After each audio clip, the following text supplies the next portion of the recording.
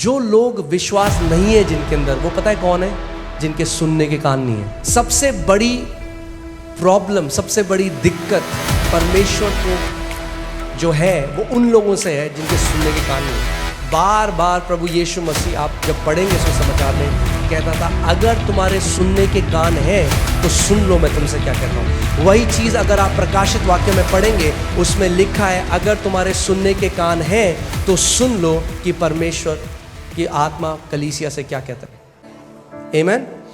सो आइए हम लोग प्रार्थना करते हैं और फिर हम वचन की तरफ चलेंगे। परमेश्वर पिता, हम आपका धन्यवाद करते हैं। आप एक अच्छे और भले पिता हैं।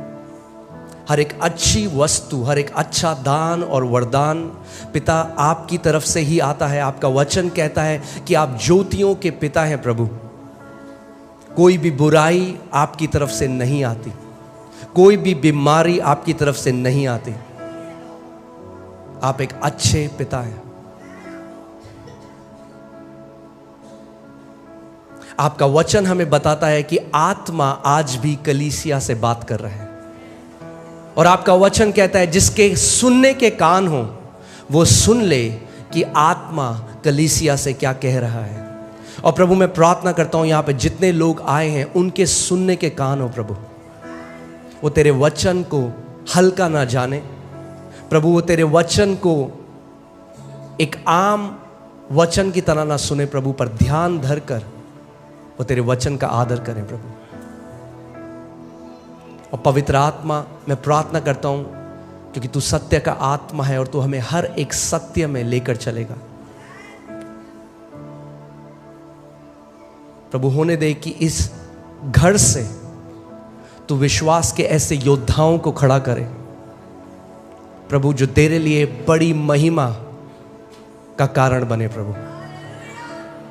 अगर आप ये विश्वास करते हो तो मेरे साथ बोलो आमेन, आमेन, हालेलुया, आमेन।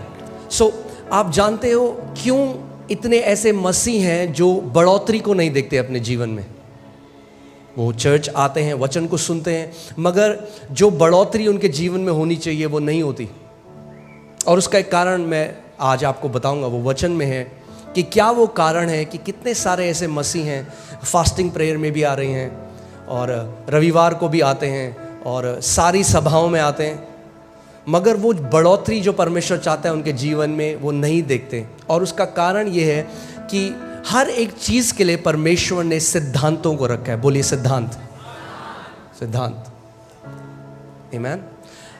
ऐसा नहीं है कि परमेश्वर कुछ लोगों के जीवन में करता है और कुछ का उसका मन नहीं करता, वो कहता है नहीं नहीं ये इनके नहीं करूँगा, मैं इसके करूँगा। वो ईना मीना मोही मोड़ नहीं कर रहे हैं, समझ रहे हैं आप?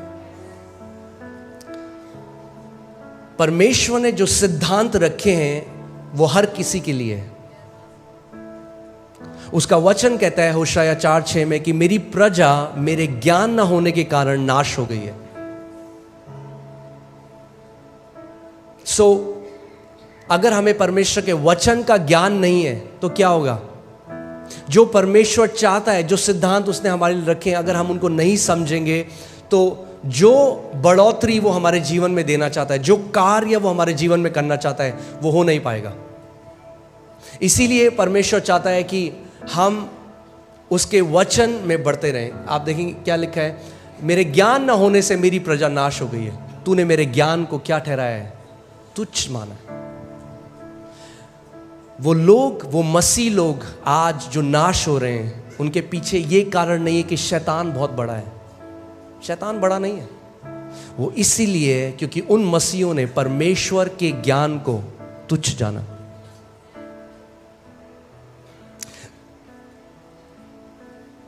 कितने सारे ऐसे मसीह हैं जो सारी प्रेयर मीटिंग में जाते हैं, और अच्छा है, हम लोगों को प्रार्थना बहुत ज़रूरी है, प्रार्थना हमें करनी है, मगर प्रार्थना भी आप, अगर आपके पास सत्य नहीं है तो आप गलत तरीके से प्रार्थना करेंगे और अपने उत्तर से और दूर चले जाएंगे।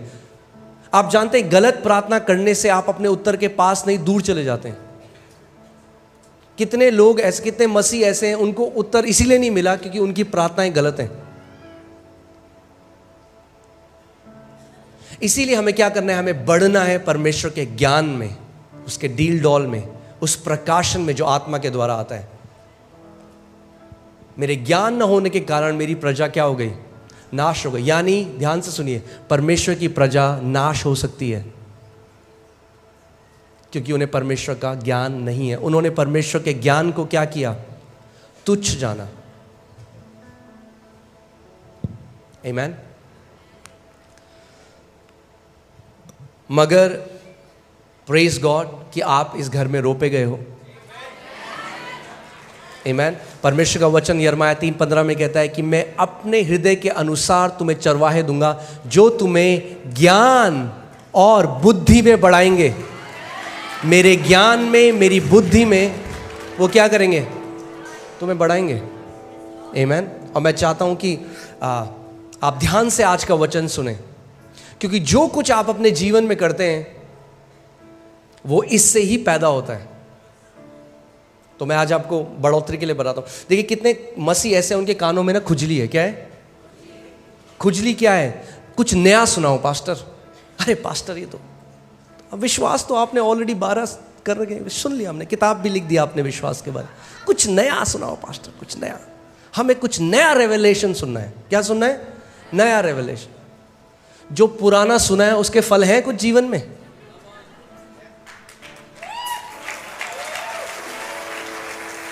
क्या करोगे नया सुन के अगर पुराने के फल ही नहीं आए तो? तो बात नया प्रकाशन सुनने की नहीं है, बात यह है जो आपने सुना उन फलों को फलाने की है।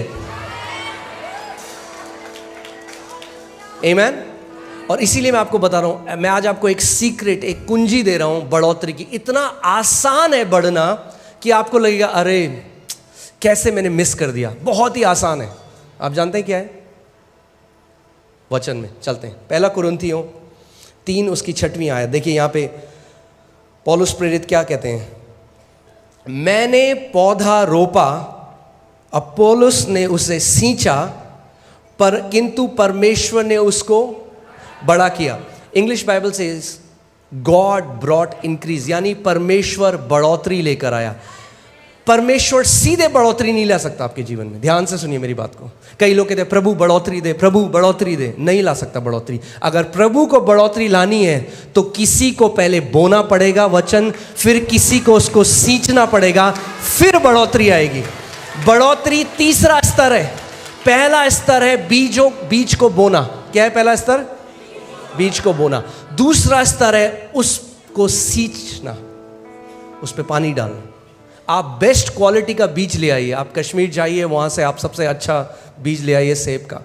मगर अगर आपने बीज बो दिया और उसके बाद भूल गए तो क्या होगा? वो बीज कभी भी बढ़ नहीं सकता। और परमेश्वर का वचन हमें मरकुस 4 अध्याय में बताता है, यीशु मसीह ने कहा कि बोने वाला क्या बोता है? बीज। और बीज क्या है? परमेश्वर का वचन। सो पौलुस ने क्या बोया कुरिन्थियों के जीवन में? बीज बोया, यानी वचन बोया। यानी ध्यान से सुनिए, जब आप पहली बार किसी वचन को सुनते हैं तो वो वचन बोया जाता है, यानी प्लांट किया जाता है इंग्लिश बाइबल में। ठीक है। मगर जब आप उसको बार बार सुनते हैं तो वो सींचा जाता है, फिर बढ़ोतरी आती है। कितने मसीह ऐसे हैं उन्हें बार बार नई शिक्षा चाहिए मगर वो उसको सिंचाई नहीं होने देते अपने हृदय में। यानी अगर आपको बढ़ोतरी चाहिए, प्रार्थना से नहीं आएगी। पड़ोसी को बोलो, बढ़ोतरी प्रार्थना से नहीं आएगी। यही कई मसीह लोग नहीं समझते। कई लोग देख रहे हैं एक दूसरी तरफ, ये क्या सिखा रहे हैं पास्टर, ये आप सही नहीं बोल रहे हो। आई आपके जीवन में बढ़ोतरी, 30 साल से प्रार्थना कर रहे हो। ध्यान से सुनिए, मैं प्रार्थना करने वाला व्यक्ति हूं। हम लोग ऑल नाइट प्रेयर करते हैं, रोज घंटों अन्य भाषा में प्रार्थना बहुत ज़रूरी है, उसकी अपनी एक जगह है।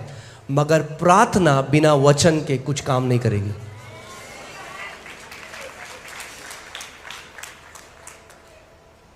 बोने वाला प्रार्थना बोने नहीं गया, बोने वाला क्या बोने गया? बीज।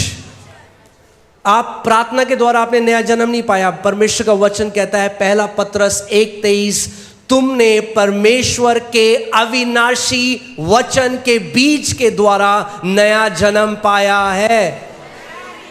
आदि में क्या था? वचन था। प्रार्थना बाद में आई, पहले वचन था। पहले वचन आता है, फिर उस वचन के अनुसार आप प्रार्थना करते हैं। कितने लोगों को समझ में आ रही है मेरी बात?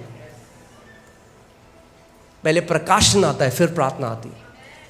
प्रार्थना बहुत जरूरी है। ध्यान, वो मत सुनना जो मैं नहीं कह रहा हूं, वो सुनना जो मैं कह रहा हूं। मैं नहीं कह रहा हूं प्रार्थना की जरूरत नहीं है, मैं कह रहा हूं प्रार्थना बहुत जरूरी है, मगर पहले हमें वचन का प्रकाशन चाहिए। कई लोग प्रार्थना को कैसे सोचते हैं, वो सोचते हैं कि वो अलादीन के चिराग की तरह है। हम बोलेंगे हालेलुया हालेलुया हालेलुया, प्रभु दे दे दे दे दे, प्रभु दे दे दे दे दे दे दे दे दे दे दे दे। नहीं, हमें वचन का प्रकाशन चाहिए। ठीक है, सो वापस उस वचन में आते हैं।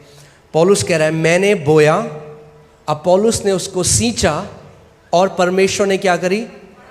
बढ़ोतरी दी। बहुत आसान है। यानी एक बार किसी भी वचन को सुनना काफी नहीं है। अगर आप बढ़ोतरी चाहते हैं तो उस वचन को तब तक सुनते रहें, सुबह शाम दोपहर रात सुने, फिर सुने, जब तक बढ़ोतरी को ना देखने लग जाए, जब तक वो फल आपके जीवन में ना आने लग जाए, जब तक दूसरे लोग ना बोलने लग जाए। अगर आप बोल रहे हो कि मैंने जी फेथ सीरीज सुन ली, फिर आपके जीवन में उस विश्वास की सीरीज के फल होने चाहिए। आमीन। सो जिस एरिया में आप वचन को लगातार सुनते रहेंगे, उस एरिया में आप बढ़ोतरी को देखने लग जाएंगे।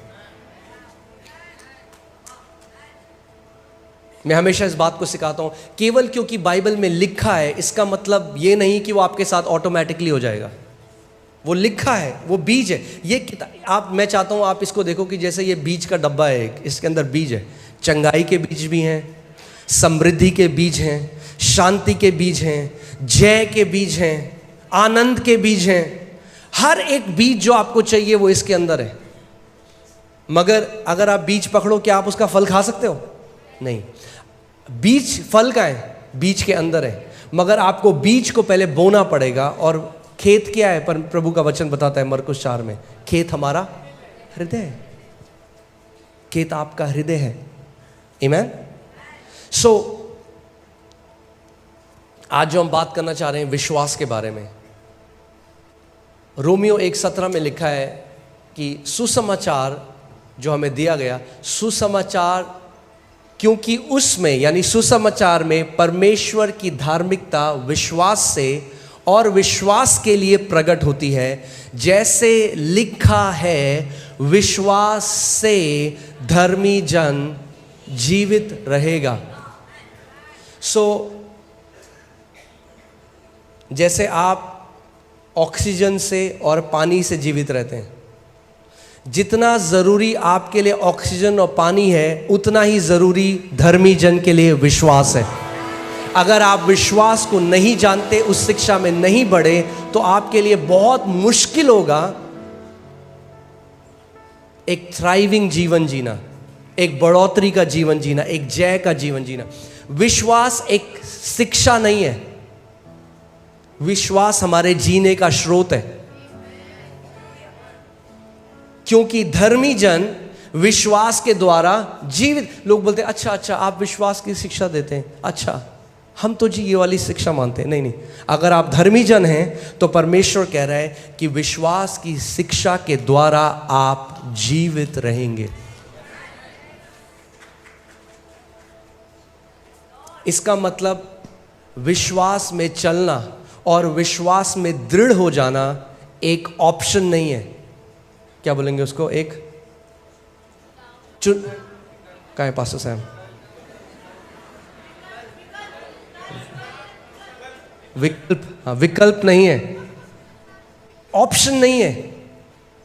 विश्वास में बढ़ना ही पड़ेगा अगर जय में जीना है तो।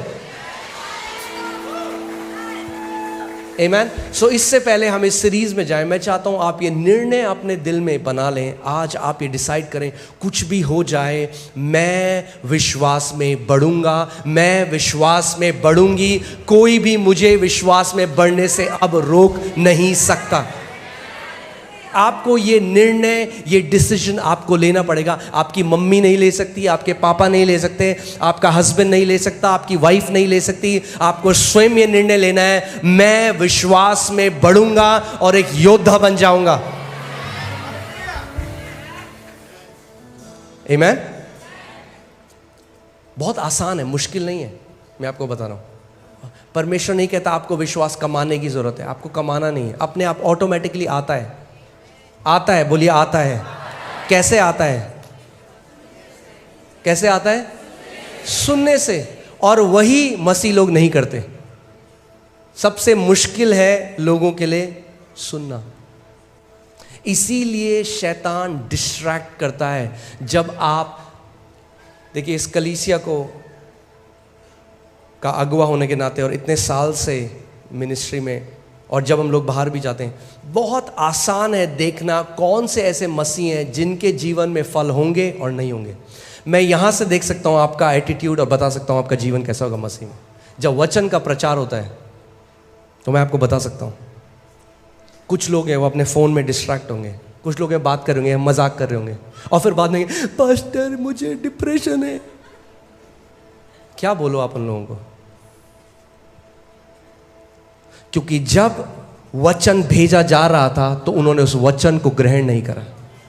उसका वचन कहता है, मैंने अपने वचन को भेजा और तुझे तेरी बीमारियों से चंगा किया है। मैंने अपने वचन को भेजा और तुझे नाश होने से बचाया है। मगर जब वचन भेजा जाता है तो कम मसीह हैं जो उस पर ध्यान धरकर उसे ग्रहण करते हैं। वचन किसके लिए भेजा जाता है? चेयर टेबल के लिए थोड़ा ना, आपके लिए भेजा जाता है।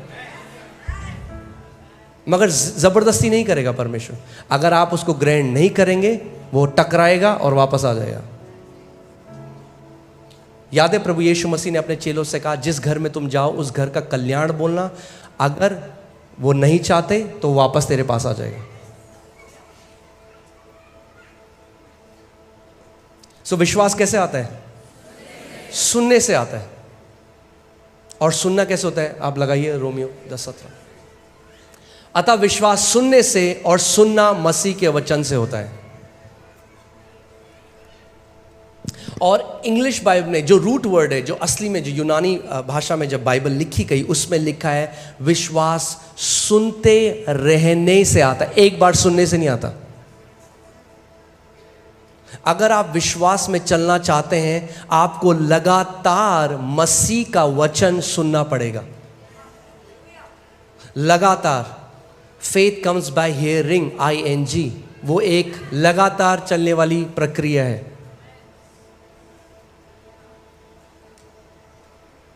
यानी अगर आप सुनते रहेंगे तो आप विश्वास में चलते रहेंगे। ये ऐसा है, आपने देखा है जब जो एरोप्लेन है वो ऊपर जाता है और जब तक उसका इंजन ऑन है वो चलता रहेगा। जहाँ इंजन ऑफ किया पायलट ने, वो नीचे आने लग जाएगा। अगर आप चाहते हैं जिंदगी भर आप एक जयवंत जीवन जिए, जिंदगी भर आप एक विक्टोरियस, एक योद्धा की तरह जीवन जिए, तो आप ये नहीं कर सकते कि मैं केवल संडे को वचन सुनूंगा। आपको वचन को सुनते रहना होगा। फिर से, faith comes by hearing and hearing by the word of God. Faith doesn't come by having heard. हाँ जी, सन 57 में सुना था जी हमने ये वचन, नहीं। आमीन। सो विश्वास क्या होता है? बोलिए, विश्वास आता है।